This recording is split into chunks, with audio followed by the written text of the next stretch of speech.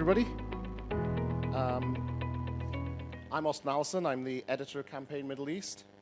I think there's a couple of seats free. I don't know whether I'm supposed to say that because maybe there aren't. But yeah, it's great to see so many people here in person, like real live human people wearing proper clothes and without filters, and nobody's got a cat or a baby or a doorbell.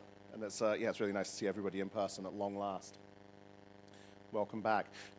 Not to forget, for those of you watching online, hello and welcome to what must in the modern lingo be a hybrid event, campaigns first.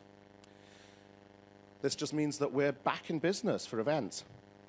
So I'm hoping we'll see all of you and more at our larger scale flagship Marcoms 360 Predictions 2022 event, which we're going to be hosting on the 11th of November. That's really soon, by the way, scarily soon, at 5 The Palm.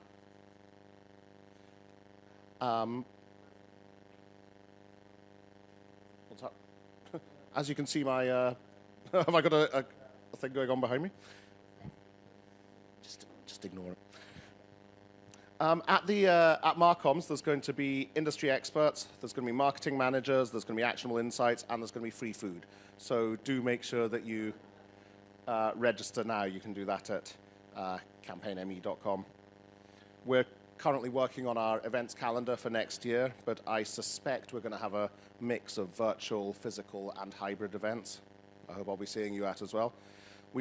Campaign also, of course, has podcasts, which we've been producing for at least more than a year now, I think, with a growing range of sponsors. So do speak to Nadeem over there if you'd like to add your name to the illustrious roster of sponsors.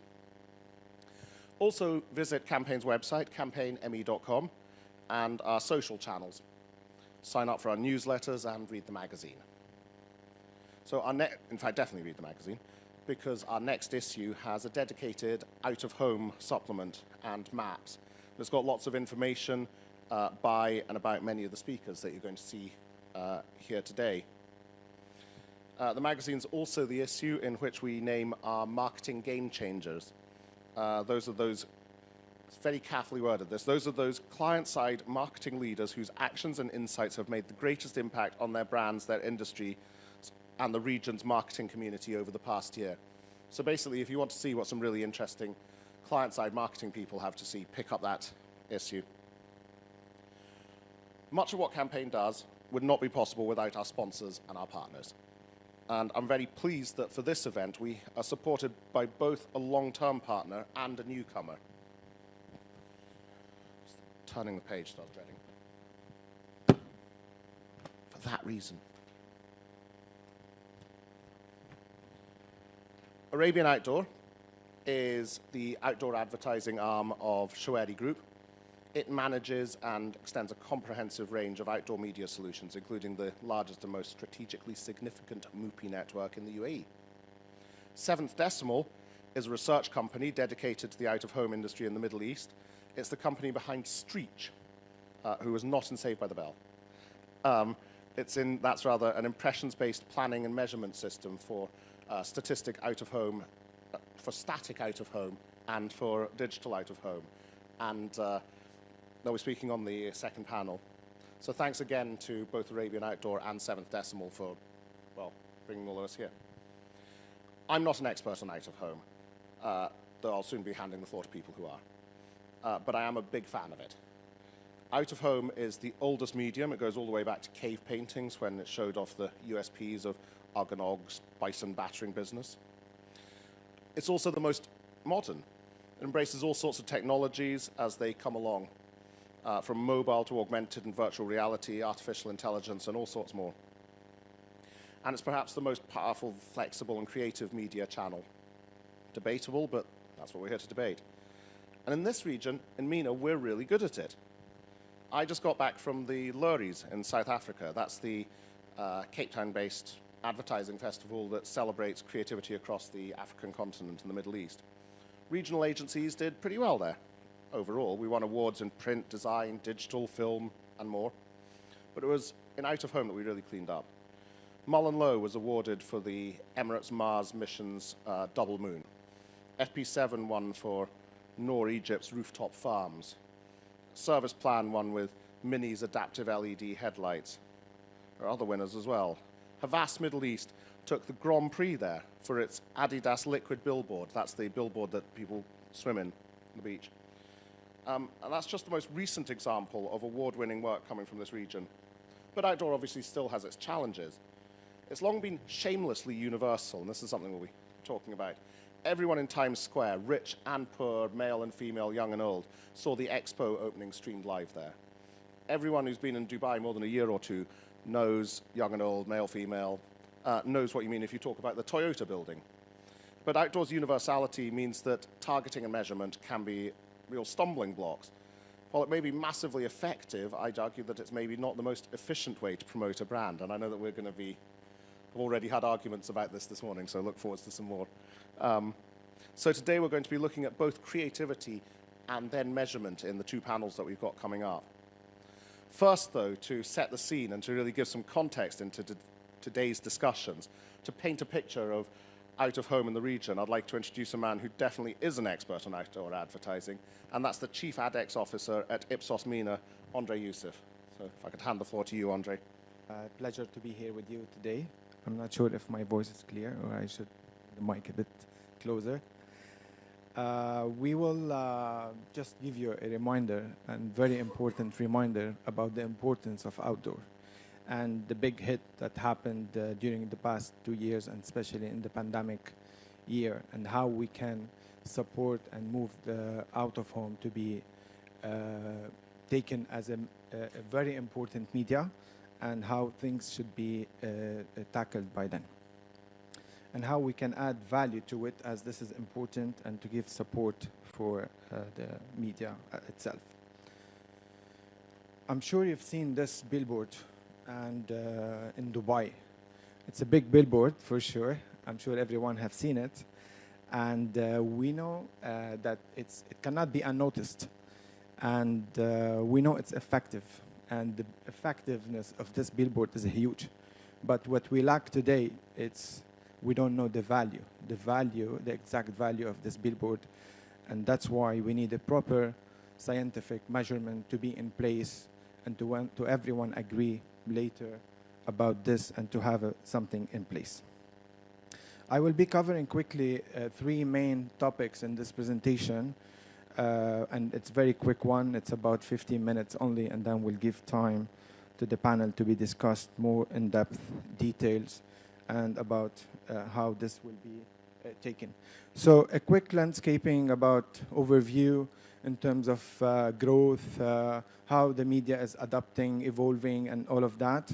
And the digital shift, that's very important and trendy topic these days, and we need to be focusing on this one to be able to follow the global standards. And as well as what's important is the audience measurement that can change the whole understanding of this media. Again, outdoor is very strong, and this media can adapt similar to any other traditional media. We've seen this adaptation is happening everywhere in the world and in our region, considering especially now we're back to normal life, we're back to the normal economy, is pulling itself back together, and everyone is back to traffic and back on road.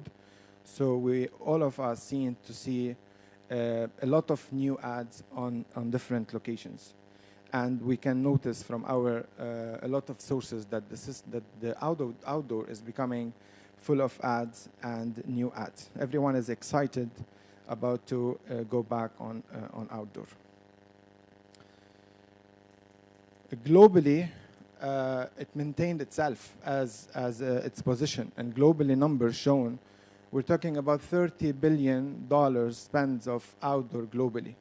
And our region is quite big as well, as it's the second largest media when it comes to the local market after the domination of digital, and definitely on a big scale, on a regional level, is the TV.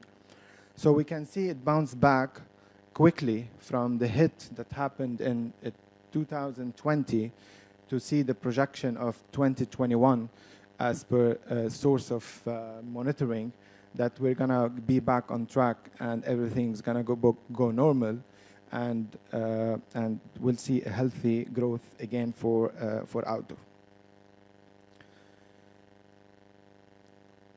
So we all agree that outdoor cannot be taken completely by digital shift, and we know the static still dominating by 83%, but we all seen that the shift to digital is becoming more and more big, and we need to be prepared for this, and we need to be ready for measurement, and we need to be ready how to scale this up with all advertisers, with the market, with agencies, with marketeers, and with everyone.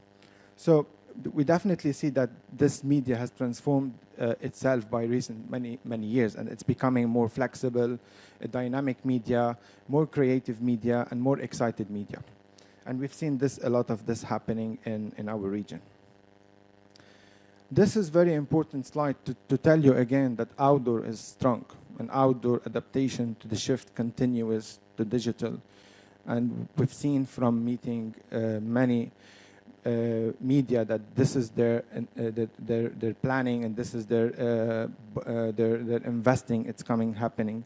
So during the pandemic, we see that the big hit also happened in terms of share, because the other media took over, because we were locked down. Everything was moving to digital, to online, I mean, to TV, because everyone was locked at home. And now we're back to see the shift in terms of growth. This is in terms of expenditure, how the media share is becoming. Looking at digital from 17 till today, over 5 years, we can notice as well that the digital part of the media, of the outdoor media, is growing from 4 until 8%, and this will continue to shift as we know marketeers are truly investing in this shift, and this is the aim and the trend these days.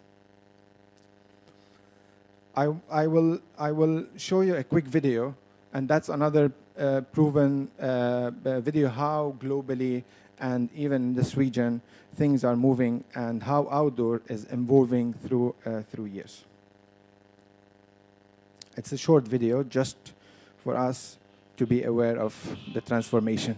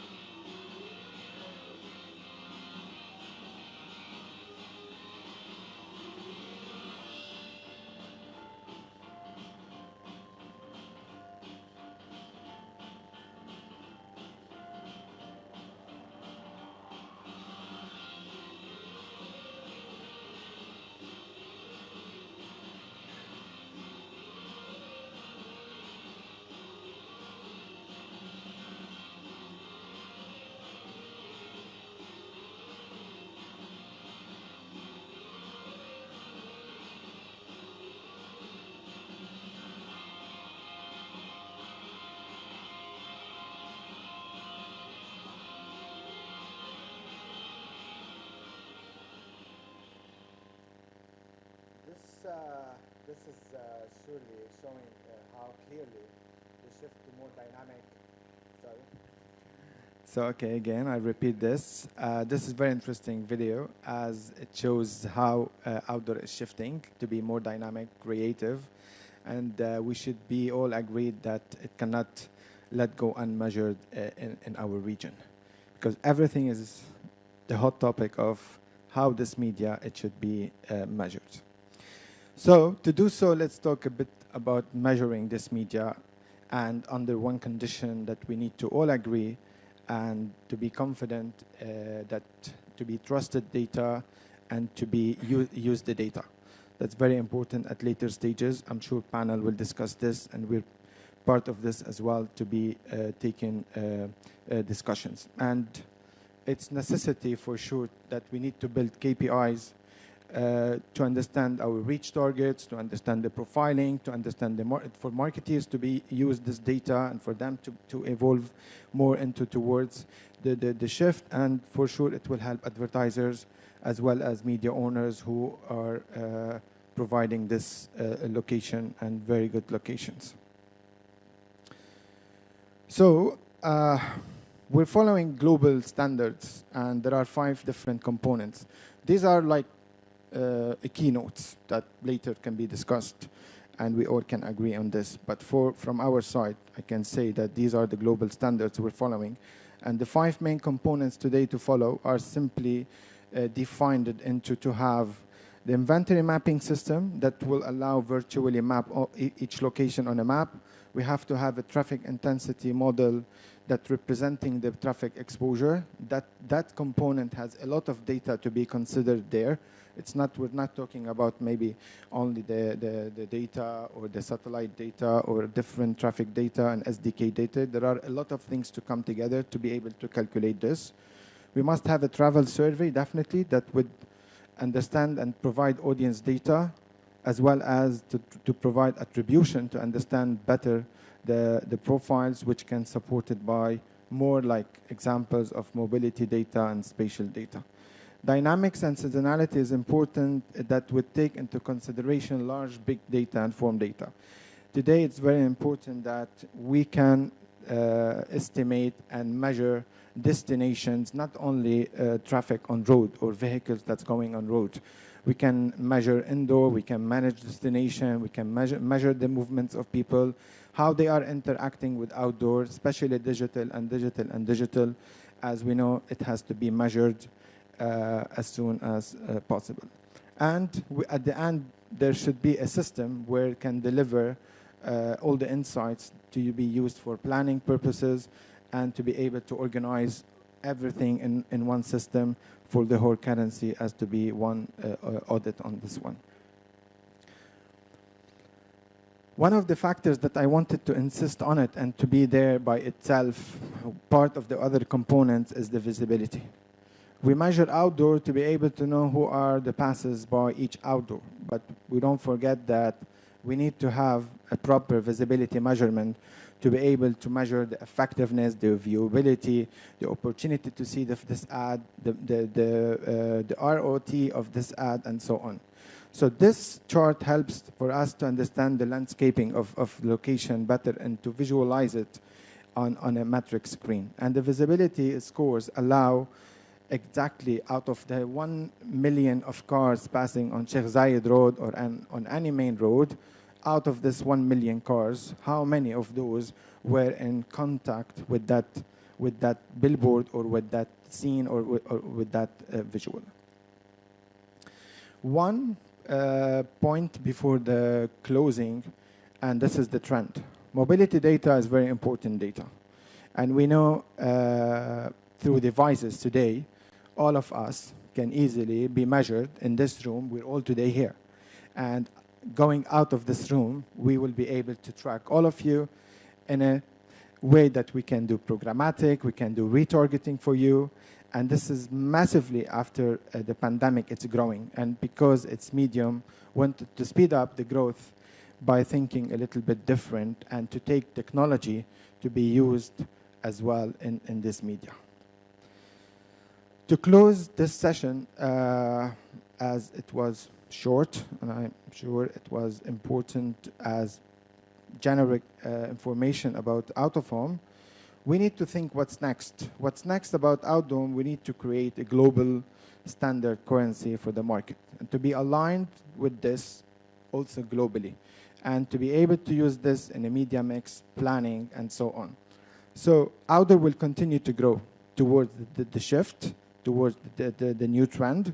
We need to have an effective approach and to continue with having all components together to be able to create the global standards for the out-of-home, as well as it's the point that today we started already at Ipsos, if I may mention this, at having a system where it is credible to measure this important media.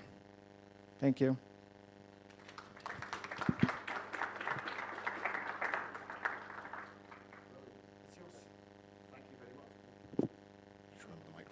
Thank you very much. That was really interesting. It's really interesting to see that I didn't actually know that out of home you predict that it's coming back stronger than it was the year before the pandemic. The share of which is pretty good news for everybody in the room. And you also, yeah, we don't have time for questions, I'm afraid, but the door's barricaded, don't worry. So do catch Andre and our other speakers at the end to swap cards and to pick their brains. We've got a wealth of information here. It was really interesting, and also some of the points about, raised some really good points about measurement, about what needs to be measured, how it needs to be measured, and if you're more interested in that, the second panel is going to, and I think who isn't interested in that, that's absolutely central to the out-of-home industry. The second panel is dedicated to measurement, and we'll be really sort of addressing in even more detail what we can do, what we can't do, what we should be doing, how we're doing it, who's doing it. So yeah, second panel is going to be dedicated to measurement and looking at a lot more of that. But before that, I am very excited to be hosting a panel myself, dedicated to creativity in out-of-home. It's titled The Creative Challenge, as you can see behind me. And to help me first explain and then tackle what that challenge is, I'd like to welcome on stage, or on table, Joe Laham, who is the Managing Director of TBWA RAD,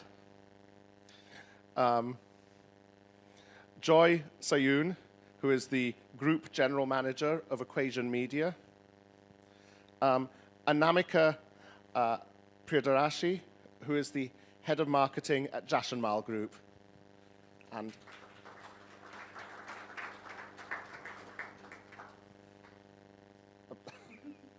we're very vulnerable in these seats. Where should I sit? Left, right, medium? Good. Excellent. Thanks for joining me, guys. We were chatting before. I know I sent you some questions, and then I'm about to fall off this chair. Or I'm about to just spin round and face the other way. Help. Yeah, we were chatting before. I really am just spinning around. We were chatting before, and I know that it's going to be a pretty interesting discussion. Now, one of the things that I wanted to start off by asking is where the region sits in terms of out-of-home creativity on a global scale. You asked me what I meant by that earlier. And I was thinking that when you think of global out-of-home, where do you think of as being the sort of the leaders, and where do we sit within that? I argued that we're pretty good at it. We're winning a lot of awards.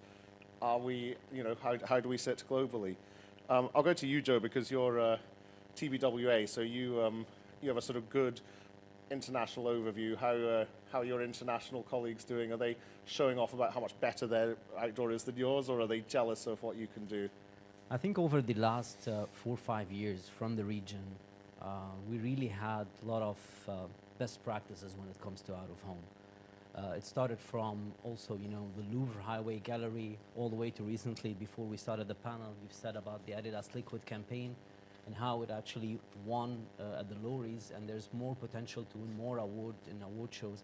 I think from a creative point of view and creativity, we are competing with international standards, be it London, New York, or even China. We were discussing this earlier. But one thing that we're still missing here in the region is harnessing the power of technology and AI to really come up with disruptive ideas, with challenging ideas, more engaging ideas, and at the same time, ideas that have, a power for storytelling. What? Really? I mean, you're the guys that did the Highway Gallery. That was when you drive to Abu Dhabi, and the billboards would tell you about what's happening at the Louvre.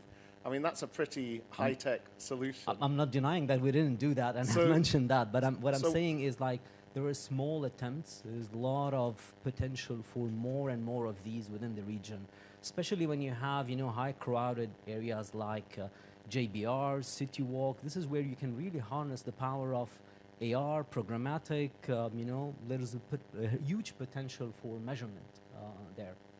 Anamika, you've got a lot of Yes, I do. a lot of brands and a lot of sort of, you look at this. Do you think that we're missing a trick with technology and Technology, yes, for sure, Austin. There is, you can always have more technology and some kind of AR or something where you can engage with the customer, especially in high traffic areas like, he just now mentioned. But I still believe that I'm rather preempting your second question, I guess. Go on. That, just having your brand itself is a big thing for outdoor, because when you're driving at that speed, what everybody catches is the brand, and the recall is tremendous. Out of home is here to stay, and it is one of the most powerful media. That totally preempted my second question. My second question, verbatim, is why is so much large scale out of home just a product shot and a logo? That's not very creative, is it? It works. It works. I think it very much depends on what you're trying to achieve and what you want out of it. And I think we started talking a bit earlier, and everyone in the room, if you do just a small exercise, how much ads do you remember from outdoor driving over here? How many were you exposed to? How much can you capture and how much can you remember out of it? And that becomes a bigger challenge. Definitely, we have room for creativity in terms of, how to put this, the impact that it creates, the way you put it out there. But at the end of the day, at 120 kilometers per hour, you're not capturing much. You're not registering much. So, To that Please, point, sir. and I know that we had that discussion. I agree with that, but the room to be more creative is not impossible. And you've quoted that earlier about the highway gallery, the out of home execution that we did, where we actually not only created awareness, about the product, but we actually increased brand love and also increased footfall to the museum. And we had an engaging story across, across the highway between Dubai and Abu Dhabi, where we actually pushed the museum stories or the museum art pieces outside of the walls of the museum. This is creative. It can be creative more and more. But also to the other point is like having a product and a logo serves the purpose of an awareness. And it also, I strongly believe that location also plays an important role in driving creativity. Imagine that you're driving on a highway, you have, the latest phone with the latest feature, the different sizes, the different models, and the camera display. And, this is what needs to resonate when you're driving at at a speed of 100 kilometers per hour on Sheikh Zayed Road, for example. well, I think they're not topics that contradict each other. Having a product and a logo has nothing to do with creativity. Yeah. And if you take that as example, it's, to simplify it, the Adidas billboard, by the way, did everybody see it? It was it was a liquid- billboard on Jumeirah Beach that was filled with water, and you could dive into it and Into it. swim. Yeah. So, It's an interactive product and logo. yeah. So, It's- I mean, going from the client perspective, what do you look for when what do you use out of home for? Do you use it for brand love? Do you use it for, where do you put it in the sales funnel? And or is that too broad a question, or does it depend on what the outdoor is? It's perfectly a valid question. And in terms of the sales funnel, we put it right at the top. It is about brand love. It is about, just putting the brand right out there in front of the customer to create recall. And yes, unless you're doing a tactical campaign where you're talking of sale or something else, otherwise it's purely about brand recognition. And you can see numbers happening automatically. Okay, so it does. So it drives the numbers and it drives Yes. the brand recognition there. Definitely. Can we use out of home further down the scale? And because it seems to me that it could be the case that it's less creative, although perhaps more effective at the top in terms of brand recognition, brand love at the top of the funnel, but it gets more creative as you get more targeted. And how would you do that? See, when you're looking at, this is my perception, that when I'm looking at very large formats, then it is mainly about the top of the funnel, because that is when, you are looking at highways, or you're looking at, those very, very busy streets, etc., where you cannot do, or I feel you cannot do much of automation or any kind of AR, etc. But when it is shorter, or when it's like a liquid billboard that we were talking about, at the beach people are more leisurely, they have the time, they are walking around. So, those kind of things attract your attention very fast and they become the talk of the town. But I think also, to add to your point, also finding the right mix, of large formats and geo-targeted formats as well. When you go to the geo-targeted formats, this is where, revolution, this is where 2022 is taking us. It's more of engaging, it's more of driving that conversation and also driving conversion into the digital world. Also, there are, examples within the region where we, in some of the campaigns, we used out of home as crowdsourcing, where we engaged with the people on a different medium, on digital. So sort of crossover between, how would something like that work? Can you give us so for example, we did that campaign for the Lebanese army in Lebanon, where we actually pulled out a message where we need people to engage and interact by showing their symbol of appreciation to the Lebanese army. And we asked them to throw out words and statements that give more emotional connection between the people and the Lebanese army. And we've crowdsourced all of the campaign results, and we've published them on Digital Outdoor, and where people actually engaged and showed their connection with the army. This is a form of that engagement, but also other forms which are still really shy here in the country. The use of locations, highly crowded locations, where the public transport, tourist airport, tourist areas like JBR and City Walk. This is where we can really. Advertisers can be super creative. Clients want to be creative as well, and they want to really be out there and standing and drive that engagement. Where does that creativity come from then? Does it get pushed by the client? Does it get pushed by the agency? Does it get pushed by the outdoor owners? And this is where I'm going to make you fight. Whose fault is it that it's I'm gonna be diplomatically right. I think it's a collective effort, and I'll tell you why. I'll tell you why. It's a collective effort because you need to have the right creative message, you need to have the right location with the media, and you need to have the right mindset from the client, and at the same time target the right audience at the right place. And this is the beauty of geo-targeted location outdoor. Joy, what conversations are you having around creativity in budgets? Agreed. There you go. Because I think it's all great and wonderful. Everyone wants to be creative. From a media perspective, I can tell you that the more creative the execution, the more efficient the medium, the longer lasting effect the campaign has. And this is something clients and agencies need to come on board. I think Ipsos always said it, where's Andre, that the higher the creativity, the less GRPs you need to deliver the same level of efficiency. And this is where we all need to get together to understand that if I'm investing a bit more on a special execution or a creative execution to stand out, it has a longer lasting effect. It becomes more memorable. And, we were talking about Burj Khalifa, for example, right? I can only name one advertiser on Burj Khalifa, which was Cartier, which was the first one to go out there and advertise. And since then, there has been hundreds of advertisers. And they haven't stood out to you? I mean, I don't think this as much. I think when you are a first mover, when you are using a new medium for the first time, I think the tram wrap that we had when it was first used, when you're a first mover, when you are being creative in your execution, when you're standing out, the memorability has a longer lasting effect. And that's what we're seeing with Adidas. But the creativity costs a lot of money. That's the problem. The budgets have to be so big. Not that much. They're giving discounts. We want from you also.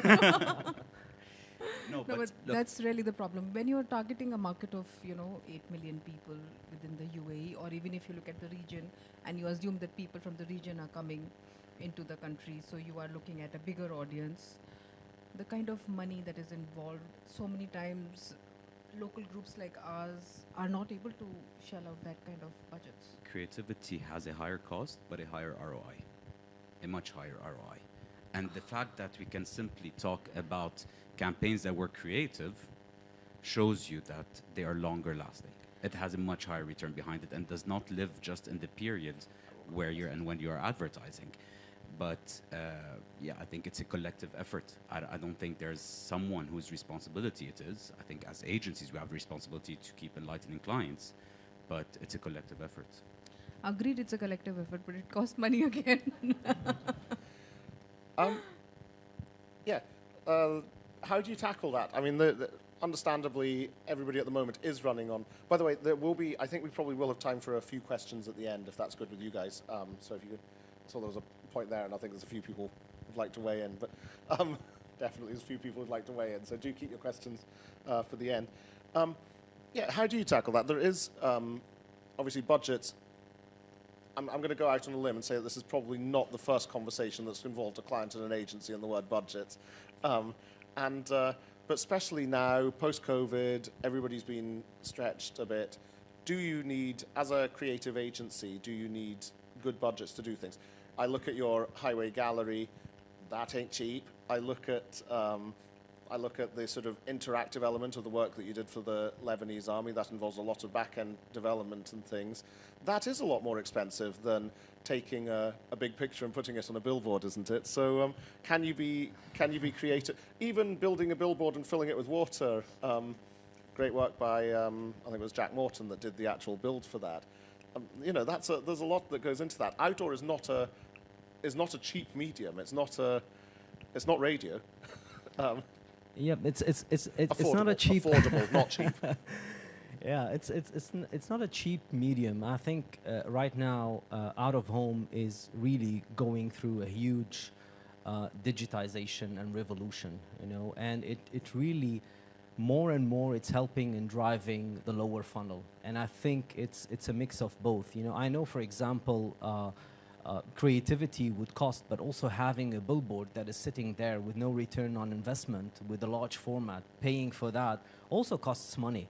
You know, it costs a lot of money. So put your money in the right place with the right audience and wait for the return on investment. And when we say, you know, go creative on digital out of home or creativity and outdoor, it does not mean like every single campaign should be, you know, an Adidas liquid billboard with huge money or or actually the Louvre Highway Gallery. And I'll tell you, the Louvre Highway Gallery costed as much as it cost a huge, large format on Sheikh Zayed for a couple of months.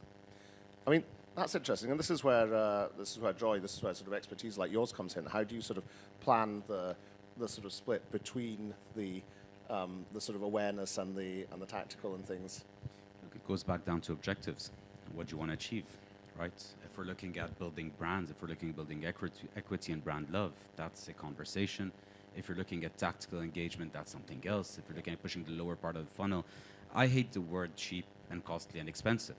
At the end of the day, it's really what you're trying to achieve. It's the metrics, not to talk about the second panel, that you're employing to measure the efficiency. Because what is cheap? You can do a lot with 100,000 dirhams. You can do a lot with 1 million dirhams and fail as well. So it's not about having the money. It's about how you best utilize that money. And I think, you know, we're talking just us, but even our partners on the outdoor side and the outdoor suppliers out there, with the hardware that they provide, with the creativity that they provide, it's a collective effort to maximize that investment that you're putting in. It's not cheap or expensive. It's still the most efficient. How is the sort of changing hardware, changing creativity? How essential is, because we've looked at the sort of the digital, you know, we've looked at some of the sort of social versus digital, social versus outdoor and things, but a lot of screens are digitizing, and then a lot of screens are not digitizing. That billboard on Sheikh Zayed Road, and all the billboards on a lot of the billboards on Sheikh Zayed Road, I think that you know, arguably they wouldn't be. Very arguably, actually, would they? Or in fact, tell you what, let's just argue. Would they be more effective if they were digital screens? We've got Backlight here who have put up great big digital screens. Triple Crown? On Sheikh Zayed Road, sorry? The Triple Crown. Absolutely, the Triple Crown. So, you know, that's obviously going to have a place. Does that mean that in an ideal world would we have no, would every huge billboard be a digital screen? I think it will be. Ooh. I think it will be, and I think examples from other markets highlight the place screens are taking, and I think it's actually to our benefit as advertisers. It allows us to put in more contextuality in the messaging, being able to shift, being able to be faster in reacting to situations in market. But also to add to what Joe was saying is we can't just reference Sheikh Zayed Road alone.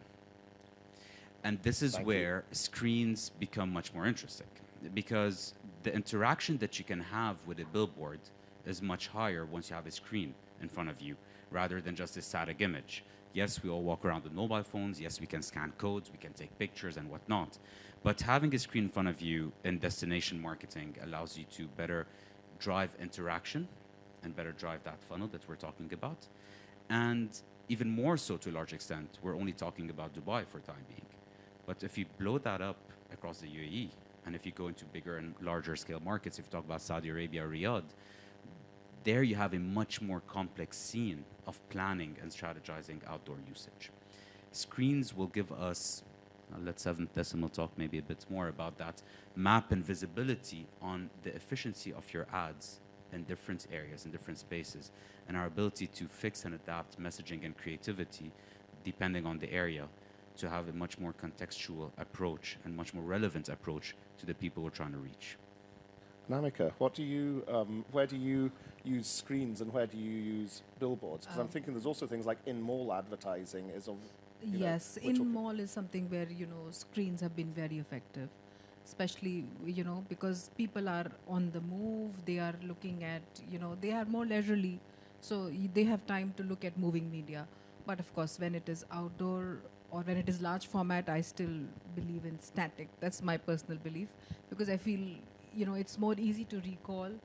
The customer or the traffic may not be able to see my ad because they've moved on while the ad came, by the time the ad came on the digital media. But if it is static, it is right there in your face. But as Joe said, that when it is in high traffic areas or tourist kind of areas like City Walk or JBR, screens really make an impact. You've got Brad Pitt on Sheikh Zayed Road, don't you? That's Yes. he's yours, isn't he? I wish. He was going to be on this panel. He sent us apologies. Would that billboard be more effective if it was a screen? Would it be less effective if it was a screen? Oh no, that's you've got me there. I don't know. Can I say something? Like having digital screens is not being creative. Having digital screens is driving the medium to be a bit smarter in terms of using AR, technology, data mining, and all of this. But creativity is not limited to it's being on a digital screen or not. There's beauty also on having, the traditional formats where you can actually be creative. Not only through die cuts, but through like a stopping creative power with some stuff that you haven't seen. So there's a huge difference between I'm going to ask for an example. You're going to ask for an example. I can give you that. Like, for example, I think 5-6 years ago when Adidas did that billboard for launching their different set of balls during the World Cup. They have different ball designs that are official balls, footballs for the World Cup. I think there's beauty in that, like there is also beauty and engagement. It's not like if you want to go creative, the only way to do that is to go digital. Louvre Highway Gallery, it was only a billboard with the art piece on it, traditional, but it was highly engaging. It used radio, it used technology at its peak, and it actually drove a return on investment, footfall, and as well as increasing brand love and awareness. Well, let's go back to static then, and let's go back to basic square billboards. Not square, you know what I mean. Rectangular. Rectangular. Why? You said that Adidas was a great example, but why aren't more billboards like that? I'm trying to trick you into. I'm trying to. Really, I mean, does it take more budget to design? If it's a simple graphic design, we're not talking about investment in the hardware. We're talking about investment in design. It's still a design-led thing. the photo shoot might be a bit more expensive, but are we really But talking? the one you're talking about was the 3D cutouts, Yeah. right? Oh, The okay. 3D, the Yes. 3D Yeah, hoarding that you had on Yeah. on Shahzad showed. I don't think that static is a limitation. I don't think screen adds creativity. I think the medium provides you with different dynamics and different angles to come up with something else. Yeah. But look, again, it's a collective game. I've sat in conversation with clients without naming anyone, where the outdoor ad turns into a newspaper ad, where they want body copy and they want 13,000 information on it. To some extent, sometimes agencies, they're sitting behind the screen, they resize the ad, it looks great on the screen, you blow it up and outdoor, it doesn't work. It's the same question, like you're asking about why can't we be creative? It's the same reason as why we cannot be creative. It's a collective effort. Yeah, we've all seen those billboards that are, and they may look great. I mean, there's no denying that they look fantastic. Some of them look terrible, but some of them look really great. But you have no idea what's on them. We were discussing some example. We won't give any example. The Well, one will that Andre just put on the we screen. won't name names. Sorry, but The Illusionist, the ad that Andre just put up on the Yeah. screen, is a huge billboard that everyone saw. Has so much information that you're never going to capture any of it. There's one right here on Marina. We're not going to name anyone, but anyways. so are we saying that so are we saying that you really need to go for the most, a really basic sort of one message? If you're traveling past at 100 miles an hour, just one. main key message is the way to go, I think. It really makes it more powerful, impactful, and helps recall. Yeah, one main message, one main objective, and that's not, out of home is not an adaptation. It's just an adaptation of whatever is happening. It's like digital, it's not a complete adaptation of what we call a master visual. And again, I stress on that. It's a collective effort from the media agency to the supplier, to the creative agency and the client to really drive that creative needle more and more. Yes, it might cost a bit more. In some cases, it might not. At least let's have that conversation, and then we'll see what is the return on investment to the client, and that is the ultimate thing. So don't look at it as another adaptation for the existing assets. Can I say something without being short? Try. Sometimes sometimes the agency is given too quickly. They feel, okay, let's not get onto the wrong side of the client, Agreed. and if they want it, give it to them. It's their Agreed. problem. They want it. What can we do? Agreed, and that's why we keep saying it's a collective effort. And it would be nice if Ipsos is talking about guidelines for measurement and having standardized measurement. Yeah. Maybe we can have standardized out-of-home guidelines that give you an indication, like, please remove and bring down from the clutter. Yeah. And to answer the topic of is it logo, product, and one message, it goes back down to what we're saying. It's based on location, objective, what we're trying to get out of it. Because in some spaces, when you're looking at street furniture and destination, you have the time and space to engage, interact, to read, and connect. True. If you're sitting inside the metro, you have the time to read what's written out there. So it's just about being smart in the medium that we're using, being creative in that media, and not being cheap. Absolutely. And don't please use 20 point size on a huge billboard which never gets read by anybody. It's not ours, I can tell you. What I think will be really interesting is when we sort of, once we've sort of taken in all the points of view from this event and sort of going forwards, once we have the sort of the measurement aspect to that, the more that we can measure, the more that we can, presumably that means the more that we can look and there'll be proof points that your 20-point text doesn't work. Because presumably that's one of the things about it's always better to, outdoor is notoriously difficult to measure, and the more feedback and the more data we have on what works and what doesn't work, then the more that can feed into the creative without becoming too prescriptive, I'd imagine. Okay, just to add on the topic of screens, the beauty of it is once you get data, it's your ability to be able to action that data. And with screens, you can action it. Are we talking adapting, basically adapting and seeing what works? A/B testing? A/B testing, changing messaging, and because we've always been able to measure to a large extent, whether it's assumption-based, whether it's just analyzing trial and error, but it's about being able to use data and action it. and not just say that's a very nice report that's going to sit on the desk of the CEO to tell them that we got great ROI out of our campaign. Yeah, that makes sense. 100%. Now, I think we are running out of time, but we did have, I did see a hand go up earlier, which is, that's the hand I saw go up. Go on, you've been waiting, and there's another one there. So if we could have a microphone over there very quickly. I'm pretty loud. Brilliant. Project. I've been on both the client and the agency side, so I've seen both sides of the discussion, definitely. But I just wanted to go back to a point that Joy made about more creative outdoor being more efficient. And I want to challenge that a bit, because creative outdoor seems to be a signal of execution. It's the story for the videos, the PR, and all of the other surrounding media. So can we actually say that the creative execution itself is efficient and cost effective if it requires so much support in the outdoor to actually be seen? I mean, I've never seen the Adidas vision billboard in person. I mean, eventually Neither have I. No, yes. it stood on its own on that beach. Most people wouldn't see it. It required a lot of very orchestrated techniques. So how can we say that creative single executions are efficient? Okay. Put it in comparison of creative single executions in itself versus a non-creative single execution. I also come from a background that I fully agree marketing needs to be completely integrated. And what helps drive the efficiency or the impact of creativity is you being able to have a story that is spreadable, that can live across multiple media and go beyond what you're trying to do on outdoor. But for you to be able to create that story, you would have never seen the Adidas Liquid billboard had it not been for the creativity of the medium in itself. The Louvre campaign would have not lived on social and online had it not been for the creativity of the medium in itself. And that's where I'm talking about efficiency.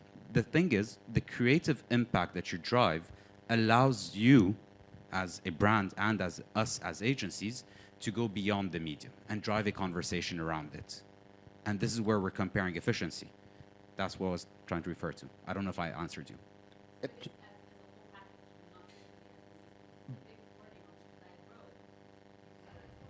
Big hoarding on Sheikh Zayed Road does not mean it's more creative, and that's the efficiency. There are, I think, 25 big hoardings down on Sheikh Zayed Road on that stretch. How many? No, there aren't 250 hoardings on the side? No. No, just Okay. No, but look, I can barely, like, if you drive up and down Sheikh Zayed Road, try to remember the first ad you saw. And the thing, and the, what's the brand? No, the long game. There you go. No, but that's what I'm trying to say is. ladies and gentlemen, market research right here. No, what I'm trying to say is there is a clutter. For you to stand out of that clutter is not just about us as media being able to come back and say, I reached X amount of people. It's I reach X amount of people, and that's how they feel about my brand now. And that's where creativity also comes in. Because reach from the medium in itself is unchanged with creativity. What creativity brings is more efficient results in terms of attitudes towards the brand, more positive results in terms of memorability. And I think, where's Andre? Hey, you guys had the nice workshop that you did once on the power of creativity in enhancing media efficiency. And it becomes more memorable, you need less reach. And to go back to budget, you actually need to invest less to get more out of it when you're being creative. Can I Investing less. Okay. Joe. Can I just say something? It really matters. It's not the how big the size of the hoarding and how big is the awareness. It really matters on what is your objective. What is the objective of actually whatever you want to communicate? Because you can really go into community-based geo-targeting where you can have really a lot of creativity there, a huge return on investment. It ticks all the boxes of your objective and what really you want. And you can harness the power of data and AR and have that execution. And again, outdoor is, you know, it's not one size fit all. You know, what works in this location might not work on Sheikh Zayed Road or might not work on JBR or on a certain community. We did a campaign recently for one of our clients where we actually went into just 2 communities.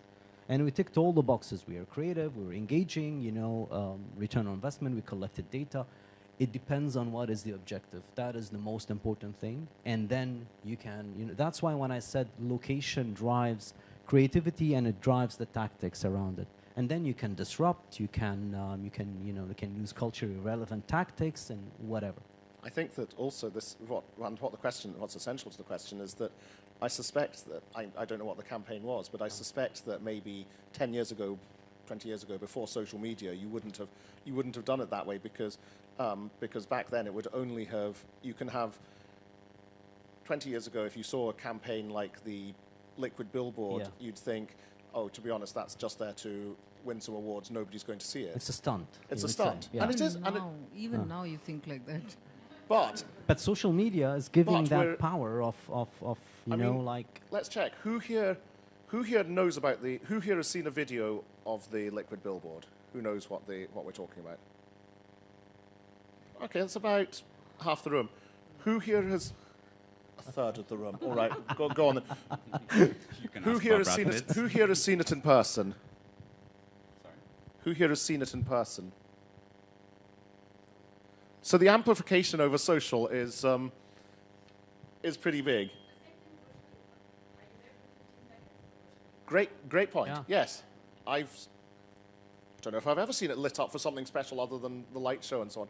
But we all know about it because we see it on social. That amplifies, and it doesn't just amplify it in Dubai; it amplifies it around the world. over, yes. But to answer what we're saying with Maya is that for you to be able to amplify it, it needs to be creative. It needs to have a story behind it. It cannot be a standard generic ad that's out there. Yes, it's not. Nobody's taking a picture of a billboard with a logo and. And Brad Pitt. You can still do that. See, if it is social media, if it is paid social, you can do whatever you want. We've got one more question. we've got I think time for Rose just wanted. yeah. We're right up to. In fact, we're over time. We've got time for just one more quick question. I need a mic because I'm not that loud except when I'm getting my kids. Okay. And my question goes to Joy. Okay. I agree. Out of home advertising can be interactive, creative up to a certain extent. Yet, it's mainly about awareness, love, presence, authority. Now, assuming, thanks to Andre, that it will be measured very much effectively, there are two things. When you incorporate an outdoor advertising into your media plan, you have many touch points. And when we're measuring the ROI, we're not too sure that it's the outdoor that worked that well. It could be other touch points. And we're still measuring and stumbling a bit. The second thing, the effect, the real ROI doesn't happen immediately. And this is opposed to a programmatic that would allow you to have a conversions on the spot. I'm not talking about a pair of shoes or a dress that I buy in 2 seconds. I purchased a couch last night in 3 minutes. If I see the outdoor, which I see it a lot, I might go home and end up not visiting the store, not buying it. What's your input on this? Thank you. It was directed at you, Joy. So I think we're looking at sort of because conversion. so it's a bit Where it more sits on in the funnel. conversion versus creativity and where it sits in. I'm going to answer, and I don't want to take too much of the other session because they're going to be able to talk a bit more about this. First and foremost, it's going to very much depend, like you rightly said, what is the objective, and what Joe said, what's the objective and what we want out of it. I cannot measure awareness in how much you're actually buying, and it's not even what I'm trying to achieve. But more importantly, in measurability, it's about creating that framework. And yes, we can measure the efficiency of outdoor in today's world towards actions. There are two types of outdoor media that are sitting out there. You have non-actionable outdoor, which you're driving by, and then you have actionable outdoor where you're sitting and you're interacting with. We as agencies need to help you define a framework of measurability based on your objectives and what we want out of each stage. More so, with that data that you're collecting in that measurement, you're looking at what are the actions that you can take and how I can actually push through that funnel. Because, rightly said, you drive by a hoarding, you don't have your phone in hand. I hope you don't have your phone in hand. You're not going to check a website, you're not going to call. And by the time you're home, you most likely forgot the ad you saw because there were about 10,000 other ads along the way and 2 calls in between. So we need to be able, as media agencies, to put in the right framework that allows us to capture audiences and their data and understand the movement, understand when and where you are to drive you to take an action at the right time. But for you to be able to take that action on a digital and programmatic banner, if you had not seen the ad before, if you had not seen the brand and you do not know the brand, then again, your likelihood of taking action diminishes. So it's a full funnel that you need to measure. And it really goes down back to the objective of what are we trying to achieve? I'm afraid that is, well, that's more than we've got time for because we're well over time. But thank you so much. I could go on quizzing you for ages about this. As I say, I love outdoor. I love the creativity of it. And I think you've got a classic thing there that we know that there's an ad on Shakespeare Road. We know that it's got Brad Pitt in it, and we know that it involves coffee. And even if you can't remember that it's DeLonghi, yes. You could go. You might go home and you might go, what was that coffee ad with Brad Pitt? And you Google Brad Pitt coffee, and there you go. That's a classic case of that. So it's a full funnel. It helps you with full your search. funnel. I mean, we're talking, and we don't want to go beyond creativity because we need to talk about creativity. But then you can go into the impact on outdoor on search. You can go into impact of outdoor on e-commerce. And the case in point is every single e-commerce brand out there actually advertises on outdoor. So we can go on and on. But we could go on and on, but actually, I think that this segues us really neatly into the second panel. So, so with that, I'm actually going to round up this one. So thank you very much to Thank you Joe so much. and Joy and Anamika. That was. Do catch these guys before they after, not during the second session, please don't, but afterwards. Yeah, so much there, and I'm really glad that we touched on measurement. I think this is coming together as a beautiful whole. We opened with Andre talking about measurement. Our second panel now is dedicated to measuring up out-of-home data and technology. So if you would join me in welcoming on stage our moderator, Maud Muad, who is the CEO of Seventh Decimal. Maud. I'll make sure that there are enough microphones here in a minute. James Harrison, who is the Chief Commercial Officer of Backlight Media. Okay. Josh Bastide, who is the Chief Commercial Officer at ARN and MPN. Philip Matter, the Chief Operating Officer of Hypermedia. And, just when you thought it couldn't get any better, Aude Cecile, the Marketing Director of JC Deco. Now, who's not got a microphone? You've got 1, 2, 3. Here's another 2 microphones, which are numbers 5 and 6, by the way. 5 and 6 to our AV guys. Over to you, Maud. Yeah. Thank you, Austin.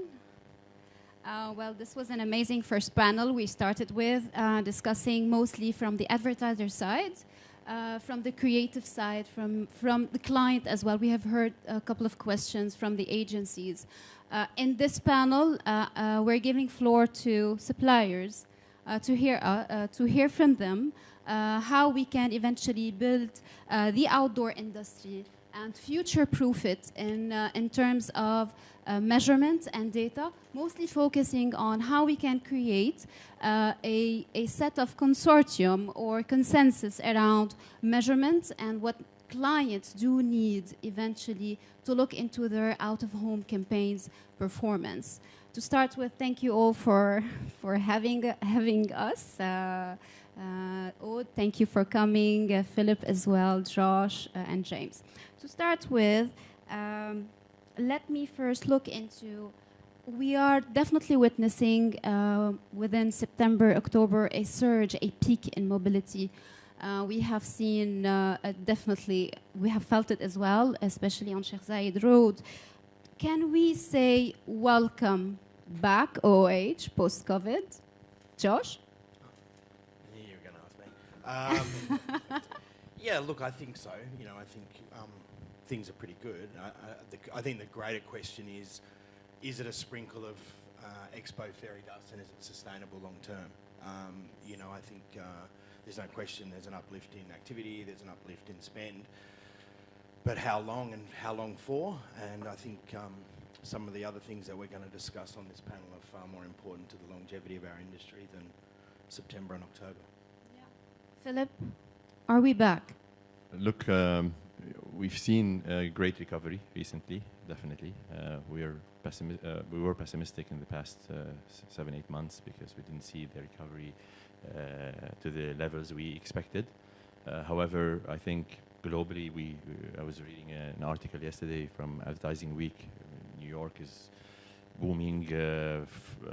New Year's Eve is fully booked from now. I mean, out of home has always proven to be resilient and to challenges. And we saw a slow recovery, but in fact, we saw a recovery, right, for the last 8-9 months compared to other media out there. So yeah, we are positive, and we still need to do a lot, I guess, to achieve higher levels that we want. Yeah. Well, honestly, I was speaking of consistency and spending. I was hearing attending a webinar in the UK. They were hosting GCDeco UK, Clear Channel, and Portster Scope. They were saying that, well, had the measurement currency being root been more dynamic, the recovery would have been faster. Do you agree, James?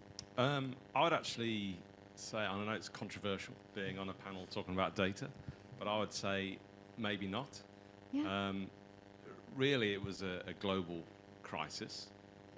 Uncertainty with clients and global budgets would have meant that we could have given them all the data in the world. We could have talked about how busy traffic was in the morning, how they can target people on the move, how we can target different demographics across the city, but without actual global spend, without that confidence being in the market, it was always going to be an uphill struggle. We saw an uplift in clients that were looking at perhaps those lower entry points, people that were being more targeted, but it was never going to give that surge to bring the market back to normal, because we had dynamic data. We were already in the market talking about it, so I don't think we could have done any more. So for people to be suggesting that, I think the UK was in a very similar situation.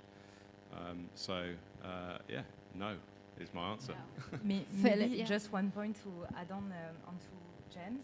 So as we all remember, our audiences virtually disappeared overnight, and it was the first time we were facing such a situation. So measurement back then was not really the question. And let's remember that our media, OH, it's all about context.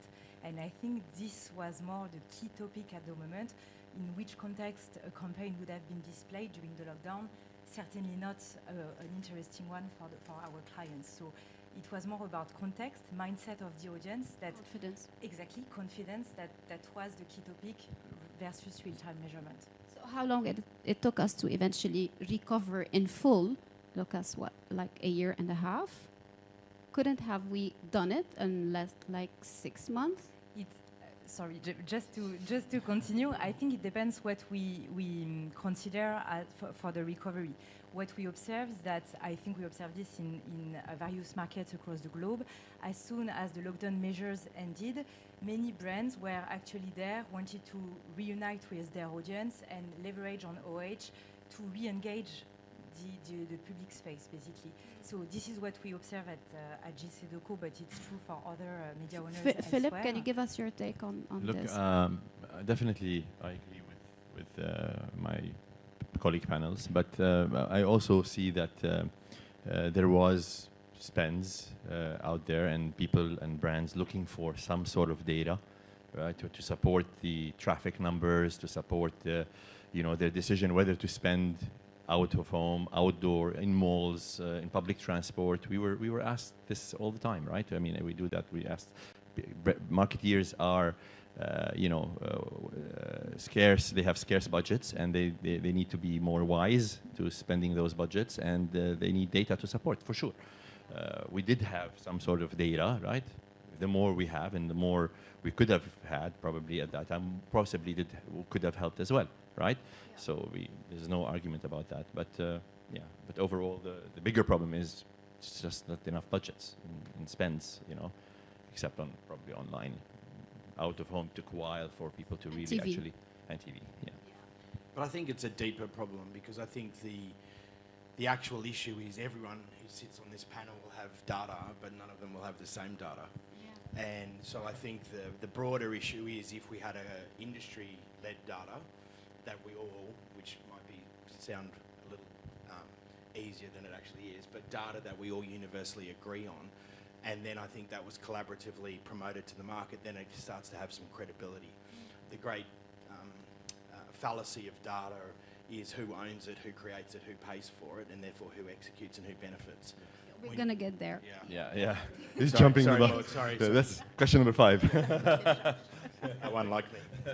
Okay, so now that we're back on track, the question is, where do we stand against TV or digital? These are our basically main competitor. As an industry, where do we stand? James. I don't like to think about as being against other media. I think we are the true priming effect of all media. They were talking about it in the creative session, but you go home and you go online and you look for your DeLonghi coffee maker. Brad Pitt. Yeah, I'm just going home thinking about Brad Pitt. But when you go home, you see that advert pop up on your phone. You've had that awareness. You've already been primed to actually click through. It gives you the confidence. Out of home gives you that confidence. It gives you that brand loyalty. You see it out there, especially in those large formats. You just have that embrace of the media on it. So it's not against. We are always going to be an evolving media. You can see that with digital and the digitization of Dubai now, and the Triple Crown. I'll have to actually say that it's part of my contract. Yeah. But we're investing in data alongside of that, and I think the data and digital makes us compete in this market, but it also assists us in that buying process. Programmatic as well. Again, it helps us be bought alongside online. So it's that we are that fundamental, that pivotal point of advertising.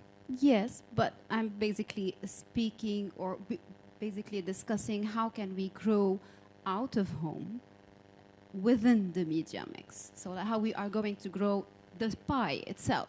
All right, I can add to that with the Triple Crown and our 12 digital bridges and all these plans.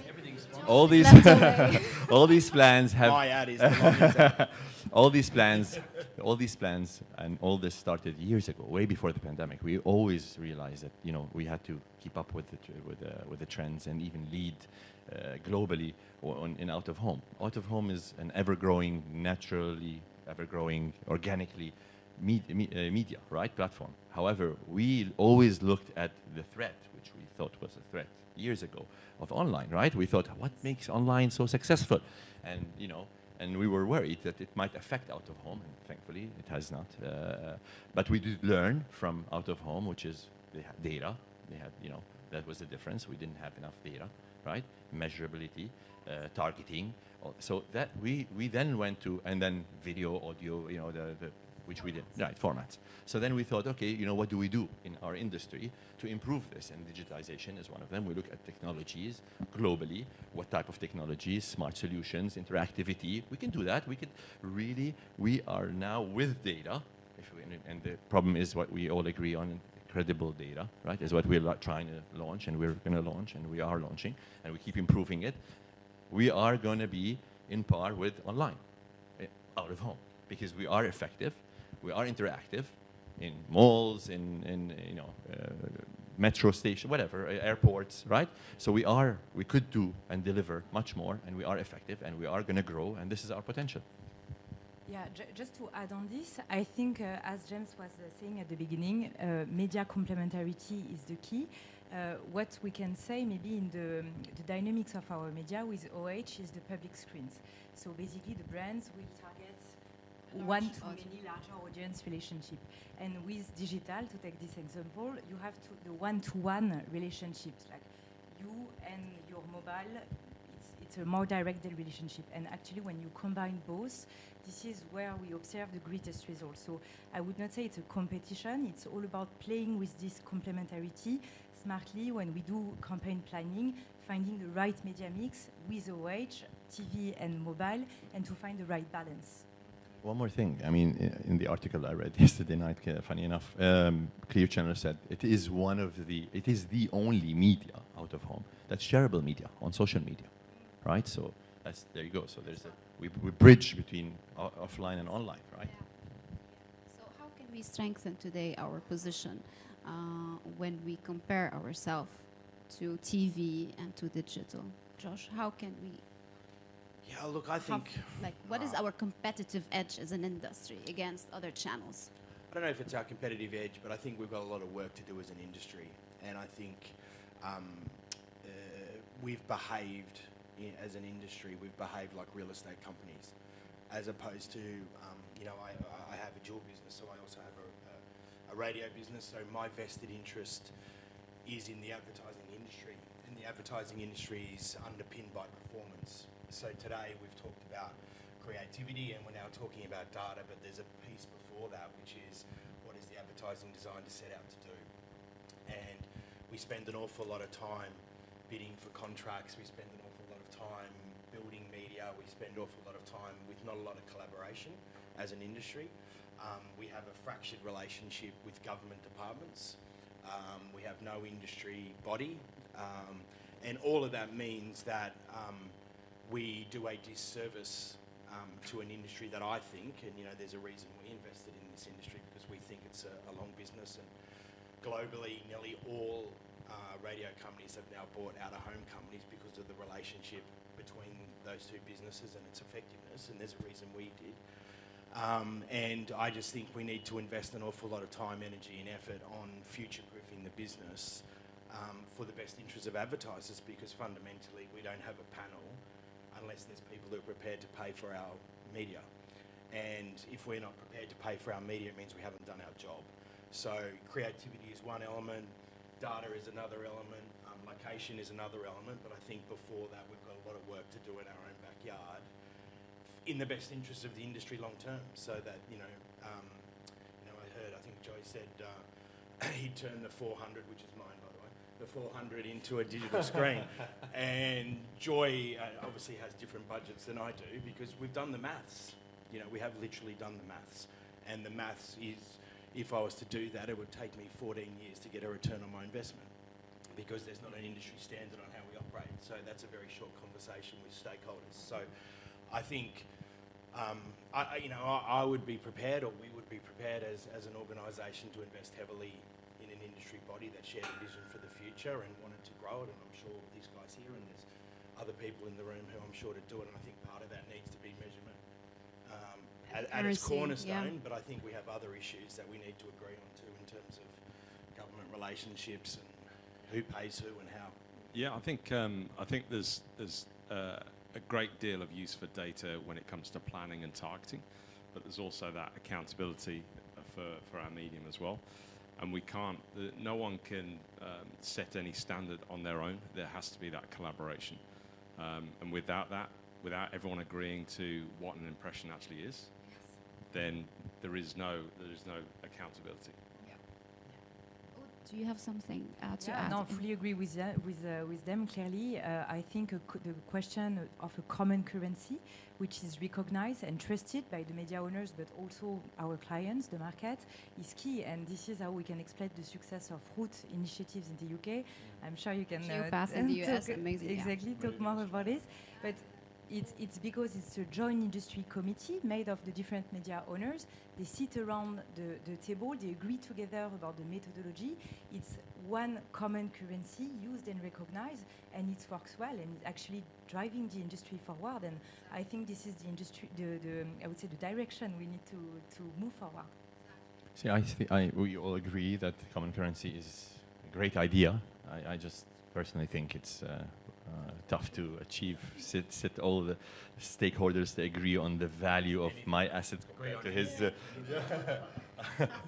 on the value of my assets compared to his assets, and it's tough. There's a lot of players also. I mean, it's not just us four, but there's other mini players out there, and so it's a big challenge for you, but though it's welcomed. You're right. we're ready to, discuss it. It's a challenge, but when you take root methodology or Ipsos methodology, for instance, just to name a few, you still have some key standards in the OH industry that we could globally recognize. So as we said, it's not only measuring volume of audience, it's also based on the location, the environment, the socio-demographic aspect of your audience. Context is king, the orientation of your media, are you in a cluttered environment? All those variables are key to consider, and I would be surprised if we disagree on I would say, the methodology basics, and then it could be a good base for discussion. Yes, exactly. Speaking of which, James, I know that you have been back in the UK with Ocean when you witnessed the surge of root as a currency. Can you tell us a little bit what impact did root as a currency did on the market, and how was the dynamic of the market and how it basically changed? There was already a measurement system in place. So PostStar was the original, but it just gave a very basic reach and frequency. But to get to root took years of planning. They finally launched in 2013. Correct. But the difficulty behind what they did, it took them 5 years to create it, and in that 5 years, digitization had taken over. So they launched a product that wasn't particularly good at measuring digital. So then they spent the next 4 to 6 years after that then converting and trying to update the system to properly measure digital impressions. They had visibly adjusted contacts. They had different ways of actually measuring what an impression is. And I think when is an impression an impact, and then when is an impact, how many impressions. So there was a very long process to get to where they are now, which is probably, I'm going to say, global leading in terms of the methodology that they've put into it. But it's now there's GeoPath and then yes. OAAA, the US market I'm is British, leading on this. So therefore, I'll go with my local boys. But they couldn't have got to where they were without all of the stakeholders actually agreeing on that methodology. The amount of money that it took to launch in 2013, I did a little bit of research. It was nearly $30 million. Yes, it was and again, that wasn't a case of everyone paying the same. It depended on how many frames you were actually wanting analysed in your portfolio. But I think we look across and you think, well, am I going to invest 2 million dirhams, $30 million to be told that my panel is not as good as yours? I think that's a bit of a leap of faith. But it's provided that bedrock to any planning and buying across the UK market, and actually has helped grow programmatic out of home as well. It gives a better. We can layer so many different types of audience information over the top. We can talk about different demographic groups, but it all bases on that one root impression figure that you get, and everyone agrees. Yes. Yeah, to add to this, but we have to remember something in reality here in the UAE in specific. I mean, out of home is undervalued, right? When it comes to reach and impressions, we know that. If we had this discussion the other day, right? We were calculating CPM online versus CPM in out of home, and we were like, what, 9 times cheaper? So that's why the demand and the need for so much data is still not. We're still getting booking orders. We're still getting with our rate. It's good for us because we could then go, okay, well, it's not 100,000 anymore. It should be 200,000. But the perception, and this is exactly that's why we need this as more than and as much as marketeers do need this, because we know for a fact that our reach and CPM and value is undervalued, and we can make much more money and opportunity could grow, right? Whether it's in malls or metro or outdoor, or all out of home, even radio, right? Yeah. Even in J1.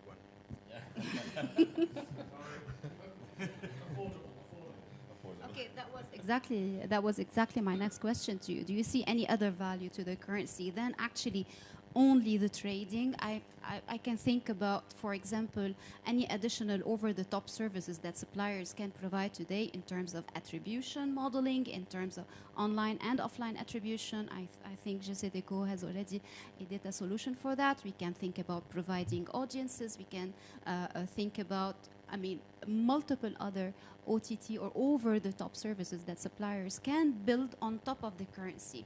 Do you have like any additional idea on why would we build a currency? Why is it good for us as an industry?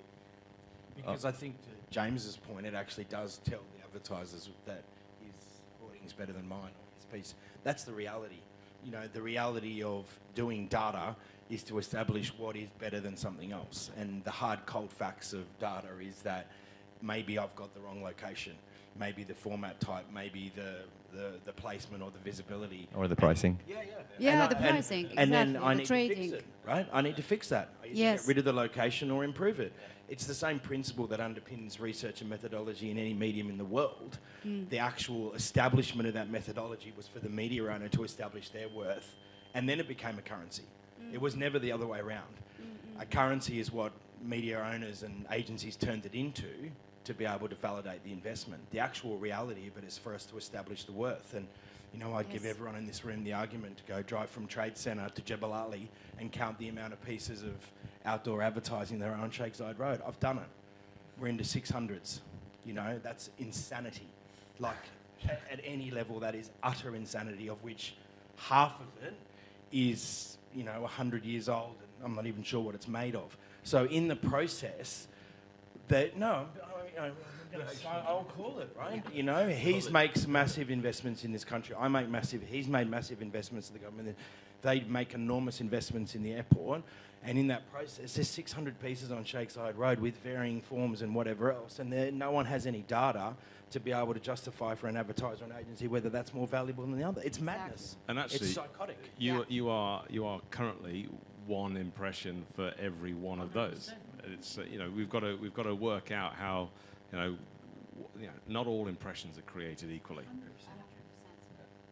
100%. And we need to make sure that the currency fluctuates if we ever come up with the currency, right? Just like money, right? It could change today. exactly What's this this. sign could be great. Tomorrow my new sign could, you know. Hence the need for a dynamic. When we say a Absolutely, yeah, dynamic measurement means it basically follows the seasonality of traffic, understand the actual mobility in a certain city, change, especially that as well in Dubai we have not only in-market population, but we have a lot of out-market population that we need as well to provide visibility on for advertisers.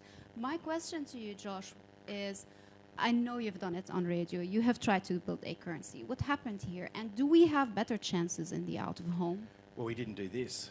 You know, we went and built it and we went and paid for it. And As a supplier. Yeah, and we hoped that everyone would come with us, and nobody did because nobody wanted to pay for it. And so, you know, we spent 15 million creating a currency that actually said my products were worse than everyone thought they were. That's the reality. And that's the reality. And in that process, we still made money. We still made more money, but we could layer the pressure on the people to fix that product because the perception was far greater than the actual reality of what their shows or their time bands in terms of audio were doing.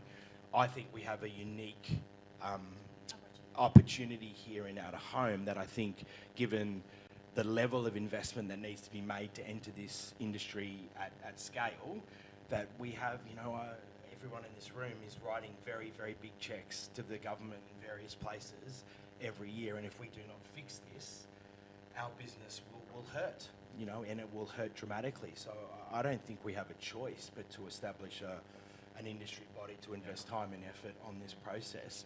And if we don't, you'll end up in a situation where those that don't, you know, might survive another year, another 2 years, another 3 years, but at some point, you know, the old adage from the 50s will still play, which is if you can't measure, you won't buy, you know. So those that are measured, those that have a currency, those that are agreed, will continue to grow because they're great.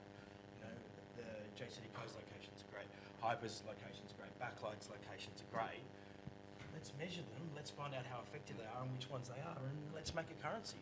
I don't see the limitations of the anyone who doesn't want to do that, I don't understand why. I don't understand why you wouldn't want that if you want to get a return on your investment.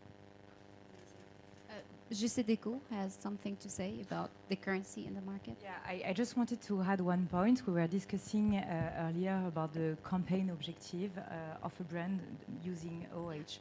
When we talk about data and measurements, I think, yes, adopting a common currency is key for us to drive value, but it's actually super beneficial as well for our clients because they can leverage on more measurability, I would say, to cover every step of the 360 cycle of campaign planning.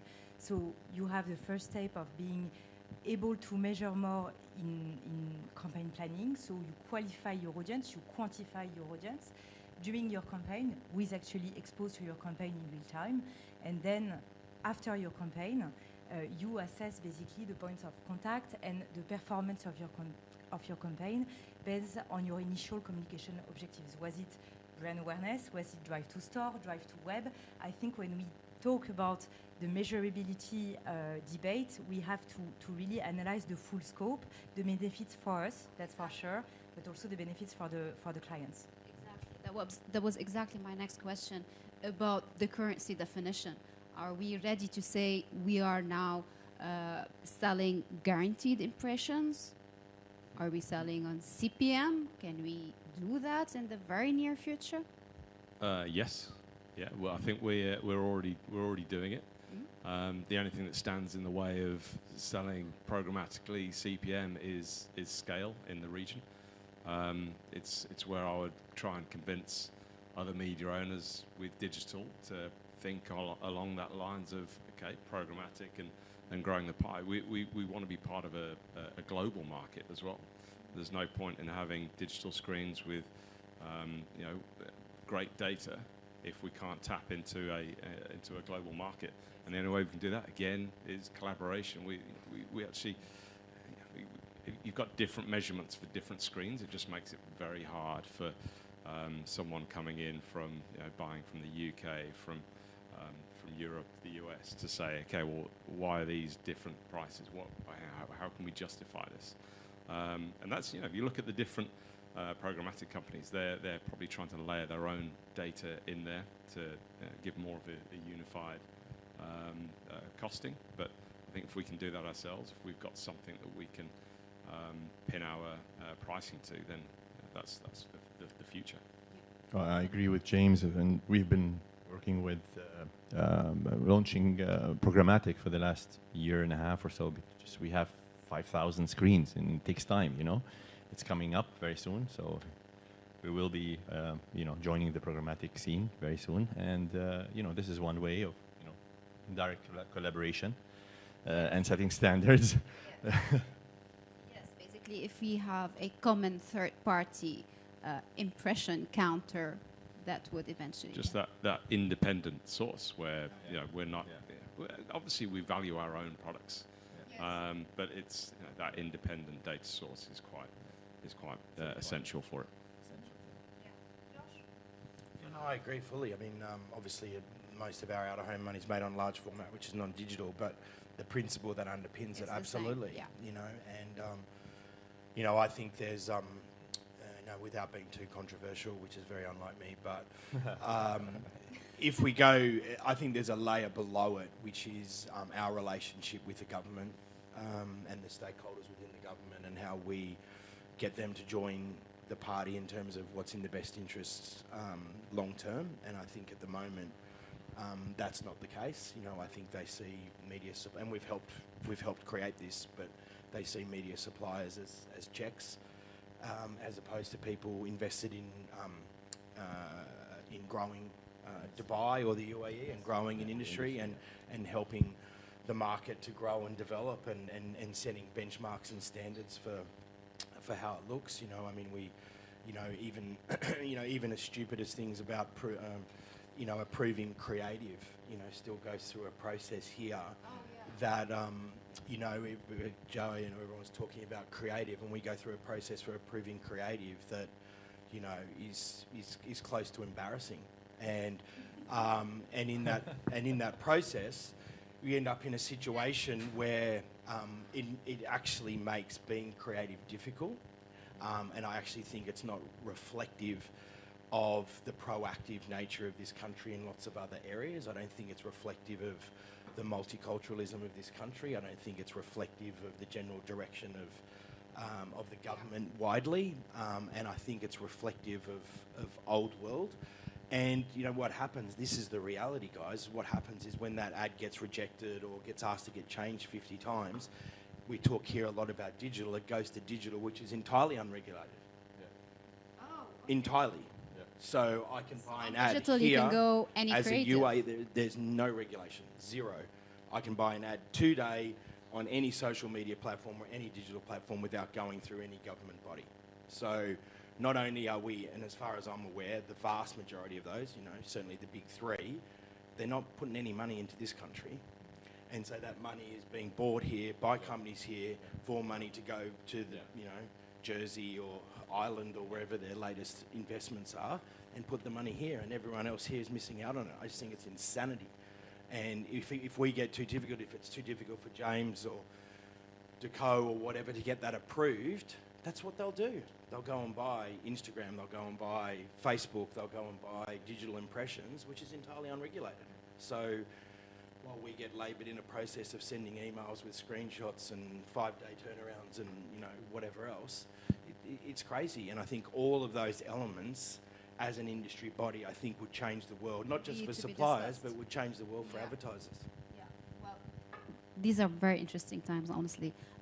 Being in the process of building a standard body, understanding as well the power of measurement, data attribution, and building a currency. These are indeed very interesting times. The question is, when? Well, we're ready to start We're talks. ready. Can we promise today our clients in 2022 the conversation around out of home will be changed or at least Absolutely, reinvented? absolutely. I mean, this is our core business. This is what we want. Yes. Yes. Aude? Yes, just of the course. Yes. I think going further to the measurement topic only, it's more like to initiate discussion together. As you said, we are all faced with the same challenges. Measurements is one of it, but it's not the only one. So just, I would say, starting discussion to maybe set up a joint industry committee could only be beneficial, that's for sure. Amazing. One last question. Give me 3 headlines that you can promise today, James, your client, backlight clients, in 2022. 3 headlines. I'd say headlines. I'll go quite brief with further digitization. It's easy for me to say. Yeah. Programmatic and scale. The scale of digital across the region is just going to be growing and growing, and with that programmatic opportunity is there, and layered on top is data.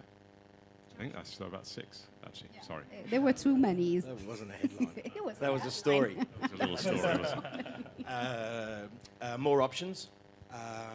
Yeah. Greater crossover with other media, and greater accountability. Oh, brilliant. That was 3 headlines. Yeah. Philip. Programmatic, sure. Yes. We're launching that. It's no secret anymore. More digital assets with smart solutions, and then unique measurability tools. That's our really focus for 2022. Aude. So I would say co-building approach with our client to start this measurement journey. So measurability and efficiency, as we all discussed. And for the third one, I would say sustainability. It's a topic we haven't discussed at all, but we feel it's becoming more and more critical in our industry. Again, I'm sure it's a key topic for you as well, so it would be my third point. Measurability, sustainability, and Co-building approach with our clients. Oh, this is very good. Okay, so Austin, are we okay on time? Can we have like a couple of questions? Yeah, so does anybody from the audience have a couple of questions? No? You do? I'd like to ask, if we do have an industry body, how do you think that would come about? What would be the steps to have an industry body? Josh brought this up, and is there any sort of model that you've got in mind that you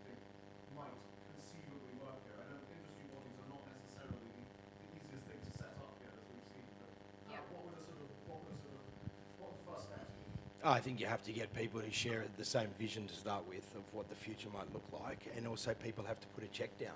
I think an industry body that doesn't have financial investment's not an industry body, it's a group of people whinging about what's going on. So if the stakeholders are prepared to put a check down and say this is our investment in third parties to deliver all these things that we need, and we think we can be effective, then, you know, for me it's people who share a vision and are prepared to invest in it. Without investment, it's, you know, let's go and have a lunch and whinge about all the things we don't like. Truly, we need to make change. I mean, this is to the better of the industry. You know, this is the main objective and key objective, and you need to put your money down and create a proper body and somebody and get the government involved, and so we can, you know, be heard. Well, the World Out of Home organisation have been in the region. They've spoken to quite a few of the agencies and media owners, and they ask the question, you know, where's your trade body? And it's like, we don't have one. You can meet us all individually.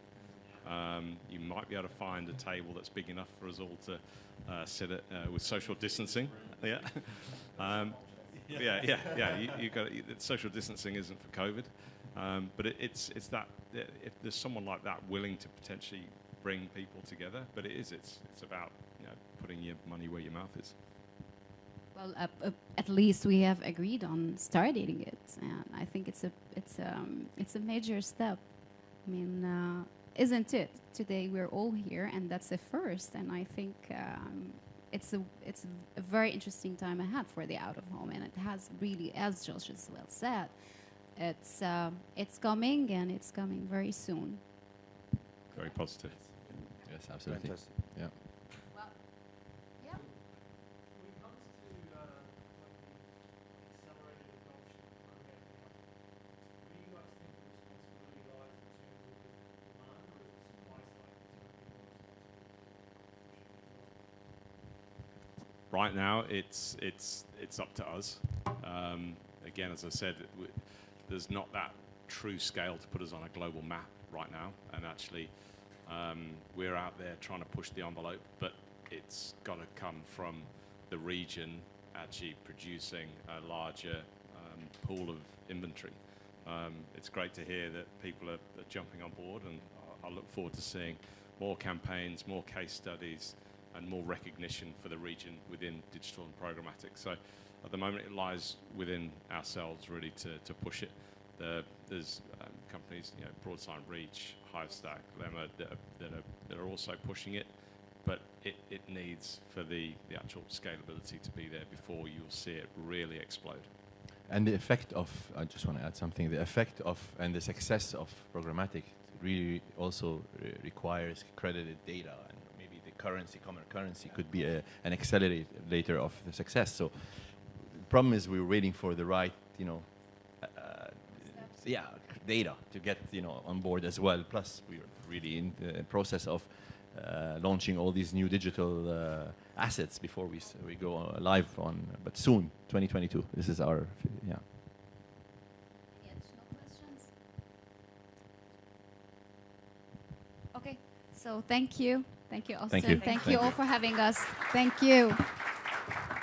Thanks again for that. Thanks, Maud, James, Josh, Philip, and Ord. That was, that was really brilliant, and it's, some really interesting conversations and some tough conversations there. You mentioned, I mean, the industry. It has been. We mentioned that it's been tough to set up industry bodies. I would love to see one. There's a lot of hurdles, and it's great to see more talk about data. Another ongoing challenge in the region. We've seen the Nielsen radio data come and go. We've seen, but we've got people meters coming in Saudi, not in UAE yet. We've got Ipsos developing new things. We've got Streech coming in. So the data conversation is rising. It's not rising as fast as anybody would like it to, but it's getting there. So, and it's conversations like this that help sort of push out the importance of that data, of those metrics, of these conversations. So, thank you very much. How good does it feel to be discussing out of home while we're actually out of our homes. Do make the most of this by catching up with each other and any of our speakers after each other before everybody makes it to their cars. So yeah, I'm going to wrap up now. But first of all, thanks again to our sponsors. Again, Arabian Outdoor, that's the outdoor advertising arm of Shaweri Group, manages a comprehensive range of outdoor media solutions, largest and most strategically significant MUPI network in the UAE. And, of course, Seventh Decimal, Maud herself, which is the research company dedicated to the out-of-home industry in the Middle East. It's the company behind Streech, impressions-based planning and measurement system for static out-of-home and digital out-of-home. Thanks to all our speakers for taking time out for the busiest time of the year to share their knowledge and insights with us. For anyone who wants to know more about these guys and their work, keep reading Campaign, especially our out-of-home guide next week. It has, well, you said there were 600 billboards on Sheikh Zayed Road. From the 1,000-yard stare on my designer's face, I think there's about 6 million. We have a map that shows we've tried to get it more and more. I think it's got the most outdoor spaces in the Middle East, so you can all have a look at that, see where the billboards are, see who owns what things, see which we got wrong, complain, you know, the usual stuff.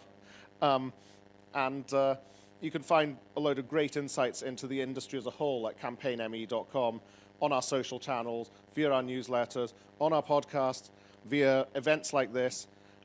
Do remember that our next event is the biggie, Marcoms 360 Predictions 2022. It's free to attend, but even though we've got a whole ballroom at 5 The Palm on the 11th of November, it's still going to be a bit COVID limited in our numbers. So head over to the website and register as soon as possible. Thanks to all of you for also taking your time out from your busy schedules to attend. I know that this is, you're anything like us, it's mayhem at the moment out there, which is probably a good sign for the industry, but for all our basic work burdens, it's hell on earth. So thank you so much for taking this morning out. You guys are the industry, and I'm really looking forward to seeing you at Marcoms. And keep in touch, and thanks again, and have a great day.